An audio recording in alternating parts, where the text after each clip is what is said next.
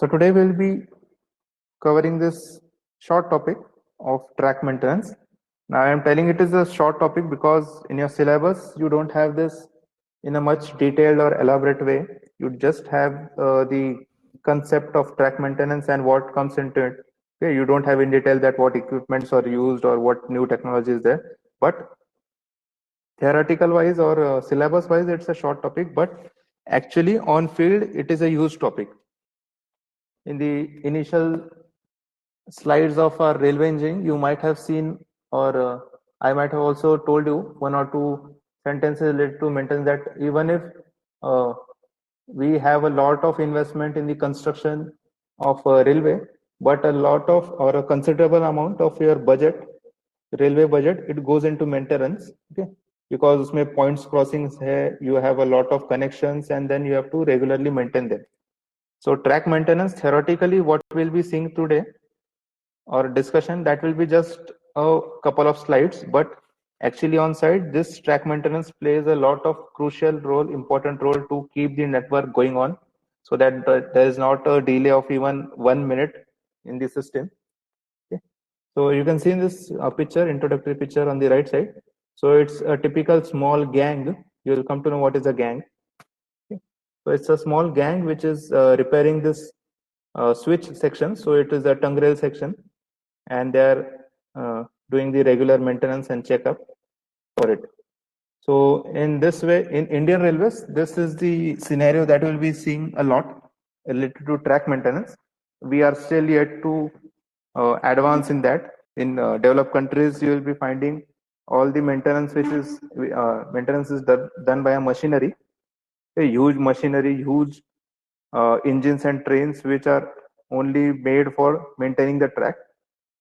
In India also we have that machinery, but it is not throughout the Indian railway network. In most of the areas, we still have the daily maintenance which is done by the people because we have a lot of manpower.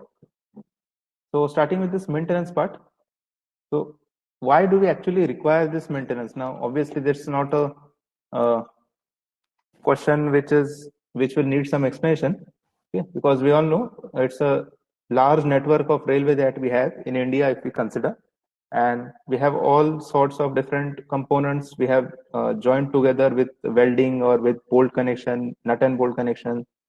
Okay, at some places there are gaps which we have left purposefully for expansion purpose, for crossing of the flanges and so on. So everything needs to have its own monitoring, and that should be daily. So first of all, we know that we have a system, the permanent way, which is having a formation at the bottom. Then you have sleeper, then you have ballast layer, in which you have embedded your sleepers, and then over it you have fixed your rails. You have fixed the rails using some fixtures fastening. You have fixed the rails to each other in case of welding or a long rail with a fish plate or a fish bolts.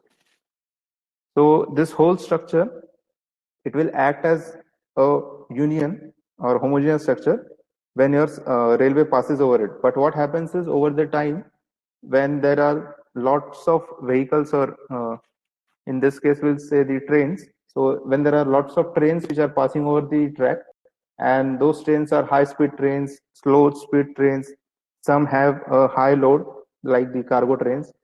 Okay, there are also empty trains. So due to this, what happens is the alignment may get disturbed, and it gets disturbed.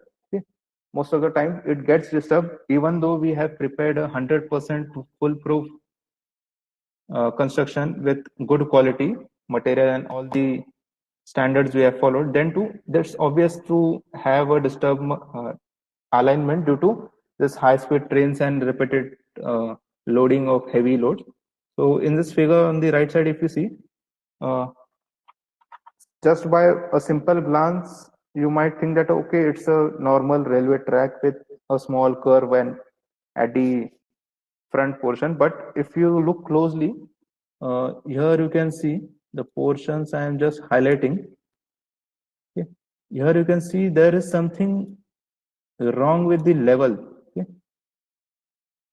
Okay, at this portion. So if I just erase these circles, and if now you look at this right side rail, okay, this rail, so you can observe there is something wrong with the level of the rail.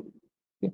So such is the minute disturbance in the alignment or the track that you have, that now this is obvious. It's not like they have a quality issue or the railway track is not laid properly, but due to this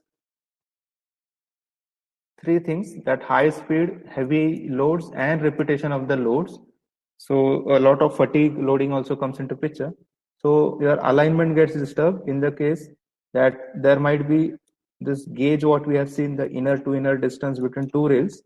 So this gauge gets disturbed, or the level of the rail gets disturbed, as it is seen in this, that there is a small up and down or small kinks in the rails. So this can happen. This is obvious one. So that's why we require a regular maintenance, so that a small gap also, which is not there in the system provided by us, but it has came into the system due to the effect of the oncoming traffic, so that can be nullified. Then as we know that rails, it is a metal, and metal, though we say that it is a hard metal, we make use of steel, cast iron, or manganese steel, carbon steel. But then too, there is wear and tear, obviously, because you have heavy loading. So in this picture or in this slide, I have showed some wear and tear of the rails which has been there. Okay? It might be due to the weathering action, due to the continuous uh, high temperature variations, or due to the temperature variation plus the rolling stock. Rolling stock is nothing but the trains which are moving on your track. So they are also known as rolling stock. So this was never covered. So rolling stock is nothing but the trains and the engines that are running on your railway track. Okay. So on the top right, if we start from there, so this we have covered previously also, that you have a battering of rails. Okay. So at the joints, wherever you have a joint which is connected by a fish plate, so there is a small gap, and at that location, the wheel, it hammers your rail ends, and that's why they become flat at the top. So this is also type of wear and tear. On the bottom right, extreme right, you can see the one which I have double ticked. So it is a very close up view of a rail head. Okay? It's a flange footed rail, but if you see, the surface is not exactly uh, looking like a new surface. There is something wrong. So there are cracks. So here you can see there are cracks. Okay. Already there has been annotations done on the figure itself. So I'll avoid that so that you can see the cracks. So there are cracks. Then there is flaking, a small portion of this edge, it has been just worn off, or it has came out. So that is flaking. You can see flaking here also.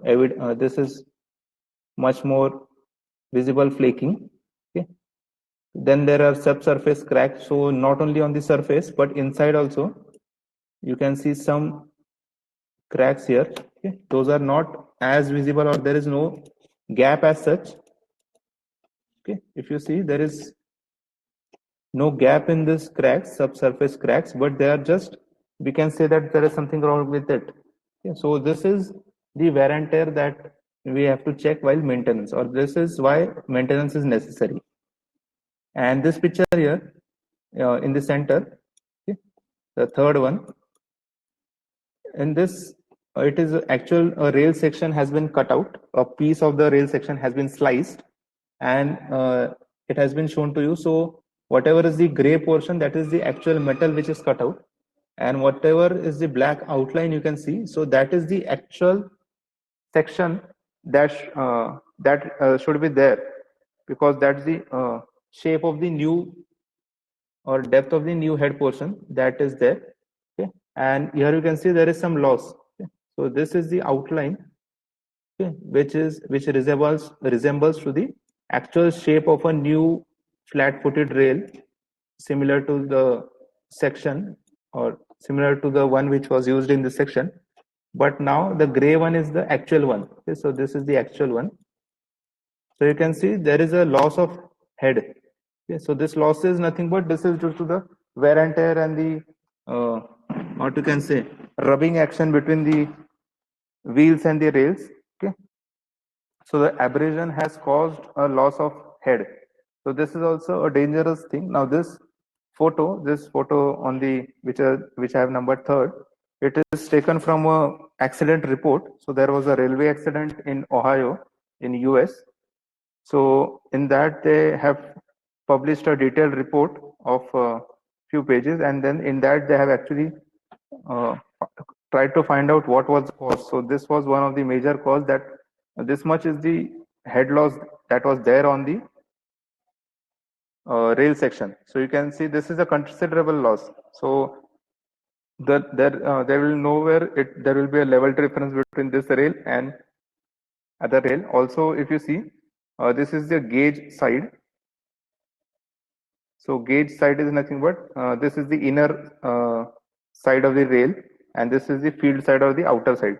So at the gauge side, you have more wear and tear or more loss, okay, as compared to the field side. So this is also one reason of lot of derailments that happen.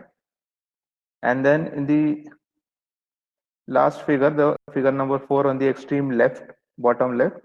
So again, you can see in this section, they have highlighted a crack which is there in your rail section. Okay, so it's a considerable crack, and on the top surface, the crack looks the crack is over here. But other than that, you can see this wear and tear or flaking that has happened, and this flaking also it has happened only on the gauge side. Okay, so on the gauge side there is flaking because you all know that whatever is the rail head, suppose this is the rail head, so you have the flange of the wheel over here. Okay, so the wheel or the trade, it doesn't cover entire rail head, but it covers only some portion from the center towards the gauge side. So obviously that is the surface, or that is the area which will be subjected to more on wear and tear. Okay, so that's why you can see the flaking, it is there on the gauge side itself. So these are some of the pictorial representation which will make you understand that why maintenance is necessary. So during the daily maintenance, if a person sees something like this, if he sees a flaking of the rail or battering of rail, or there is a level difference or there is a gauge difference, so then and there itself it can be repaired, it can be brought back to the normal condition, and then you can avoid a lot of accidents. So that's another necessity for the maintenance, that your rails, they undergo a lot of stress and they can undergo different kinds of distresses. And then at the curve section or critical locations such as curve or crossings we have seen, or bridge approaches, so there you can find all sorts of different distresses, like the one in the first figure on the top right. It's a figure of a corrugated rail. So corrugated, if you see, so there is a pattern which has came up on the surface of the rail, and that is because the rail surface is not is a bit uneven.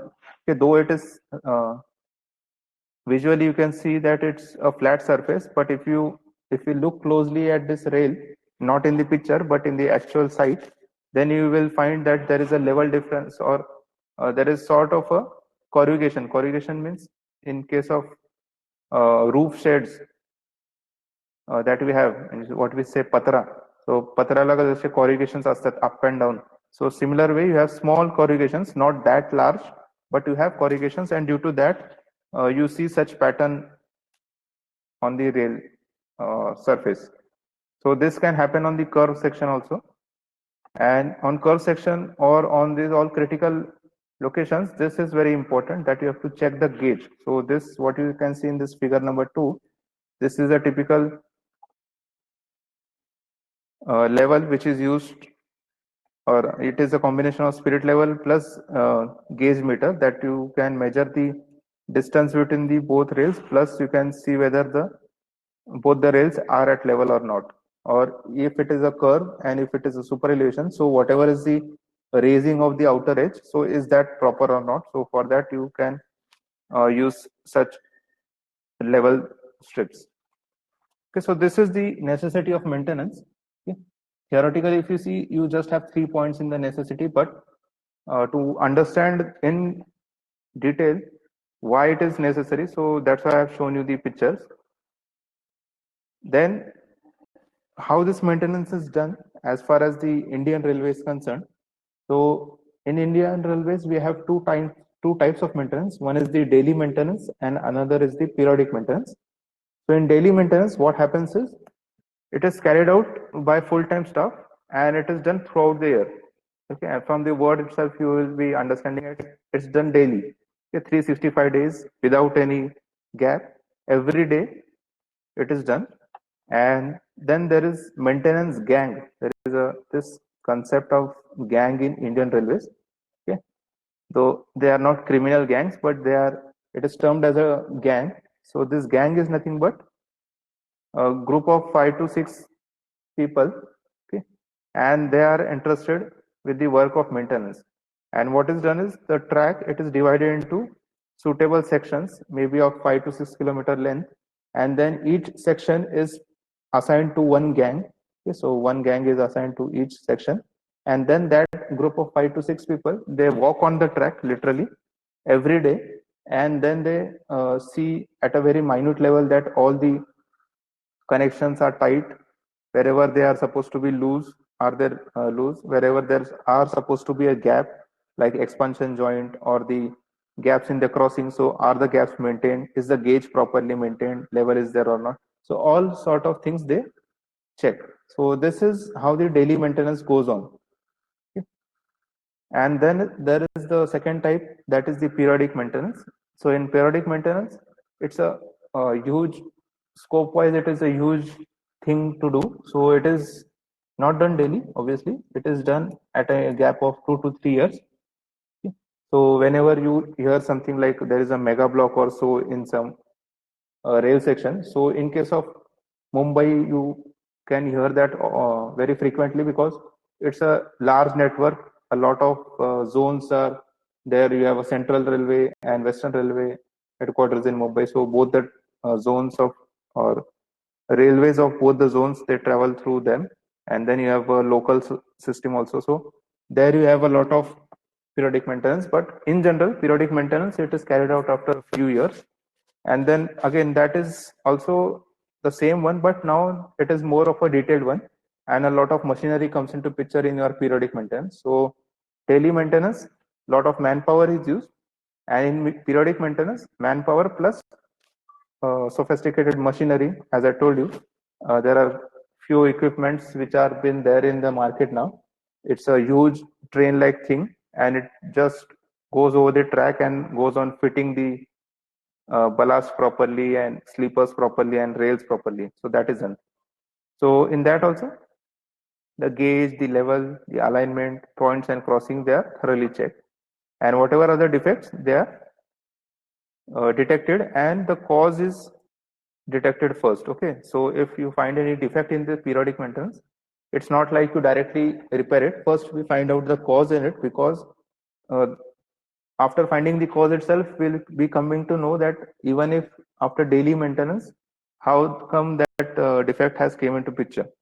So many of the times it's not like the daily maintenance is not good and that's why the defect has came into picture, but the conditions are such that there might have been some instance where there have might been some previous accidents, or there has been some error while designing or maintaining. So in that case, the defects have came into picture. So the cause is determined, so that if it's uh, the cause is from the worker side or the personal error has been there, so it can be rectified. Or if there has been the causes from the design aspect, so that can be rectified. So that's why it is determined, and then the remedial measure is taken. So that's the periodic maintenance. And again, I have just listed a sort of checklist that what is done in periodic maintenance. So it is divided into different categories. So in periodic maintenance, one team or a group of people and machinery will be responsible for checking the surface. One will be checking the alignment, the gauge, the drainage, and all these other components. Now, what machinery I am talking about? So, huge machineries which are running on a railway track for this maintenance. So, almost they cover most of the components or most of the points in one machine itself. So, that's why it's a huge machine, heavy machine, and it requires some time for that maintenance. So, this is the periodic maintenance. So, that's all for uh, the concept of maintenance. As I told you, it's not too much in your syllabus. You just have the essence of why maintenance is required and what is the periodic maintenance and daily maintenance. So that's all for the maintenance, and that's all with the second unit as well. So here we have completed the second unit of railway engineering.